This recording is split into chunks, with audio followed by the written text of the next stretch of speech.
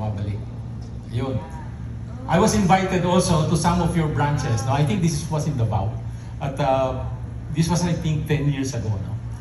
So, 30 years old din ako noon. Experience, the 30 years experience natin. So, nandito yung mga top honchos ng company natin. And, so, nakita niyo siguro dun sa blurb natin, ang talk natin tonight is the mindset of a winner. Sino mga gusto maging winner dito? So, pero nagulat siguro kayo na don't compete. Ayaw nating magkompetensya. Competition is no longer in vogue now in business. But what I would like to share with you is for you to dominate. Ano yun? Sabi niya, hindi tayo makikipag-compete pero magdo-dominate tayo. And then, you be consistent. Okay, so, ay, balik. Paano ba yung app nito? Yun. Ito yung convention sa USANA. Yan. Naka-color-coded pa yung ating mga team. You don't mind na nandito ako sa baba? Kasi gusto ko medyo malapit sa inyo. Sino sa inyo nandyan dati? Pandami pa rin pala. Okay. So, plus 10 years old na kayo ngayon. 10 years ako nangyari yan. Okay, so.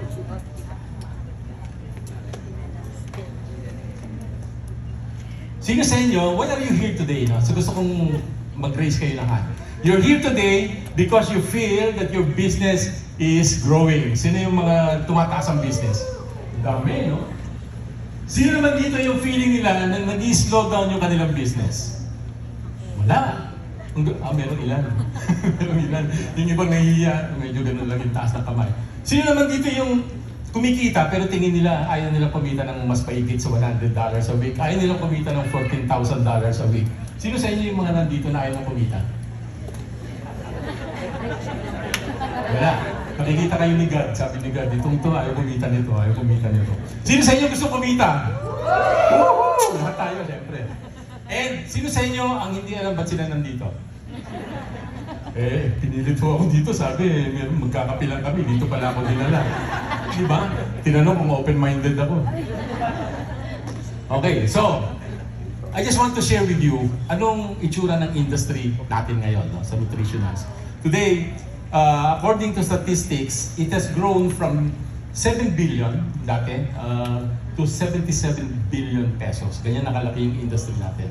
And we're so excited that you are in a business that continuously rising, tumataas. Maraming mga direct selling, maraming mga companies ngayon are starting to fold up. So familiar kayo sa Tupperware, no? So Tupperware, after 150 years, they closed down, no? Especially dito sa Philippines. So tingin yung mga dealer doon, magagaling yung mga agents doon, no? So, the market is primarily dominated by local players such as United Lab, no? Mercury, and sino nandun? USANA. Palakpakan natin ang USANA. So, nasa statistics tayo. Okay, so ito yung competitive landscape natin. These are the key players. Imagine USANA Health Sciences, kalinya ng BioEssence, Watson, Mercury Drug, GlaxoSmithKline. Diba? So, ang tingin nila sa atin, we are really pharmaceutical grade company. Hindi lang tayo basta vitamin company, no? So yun yung dapat nating pagmalaki. Yung source ko niyan is the international trade market from the government in 2022. So ibig sabihin, you are in a market that you have to be proud of kasi kalinya na yung mga kumpanya niyan. Yes. Yes. And then your market share, USANA's market share is close to 9%.